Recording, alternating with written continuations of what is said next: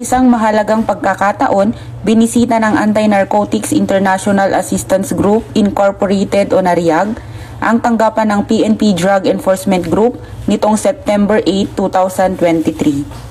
Ang NARIAG Incorporated ay isa sa mga akreditadong non-government organizations ng PNP Drug Enforcement Group mula pa noong 2019. Isa sila sa mga grupong patuloy na nagbibigay tulong sa PIDEG sa mga iba't ibang aktibidad tulad ng community outreach programs, medical missions, tree planting and clean-up drive activities, maging sa mga isinasagawa naming mga drug awareness lectures. Ako po si Olga Alvarez Mabona, President ng Anti-Narcotics International Assistance Group, NARIAG. So malaking tulong po ang nagagawa ng PNP-DIG para sa aming grupo. Kami po ay nakakapagbigay ng seminar sa mga estudyante para sila ay para malaman nila kung ano ang bawal at hindi magandang epekto ng drugs. Nagagawa po namin maayos at ligtas ang aming ginagawang activity, lalo na sa community service. Good luck, PNP-DIG. Kasama sa nasabing pagbisita ang ilan sa mga officers ng nasabing organisasyon sa pamumuno ni Ms. Olga Maborang, Presidente ng NARIAG. Sila ay nagpaabot ng kanilang pasasalamat sa suporta at sa pag-imbita sa kanila ng PIDEG para sa magandang adhikain na ito.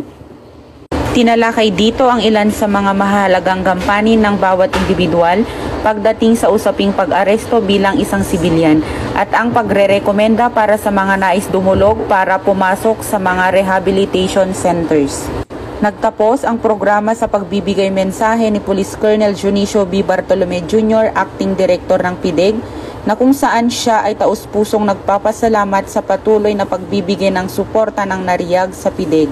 Siya din ay nangako na buang ibibigay na suporta ng PNP Drug Enforcement Group para maging kaisa sa adhikaing makatulong sa komunidad, lalo na sa mithiin nating lahat na drug-free community. At base sa mga introduction kanina, medyo maganda naman na naging. Tinatanong ko rin si Chief Demand Reduction and Education Division. If you are ready, are you ready?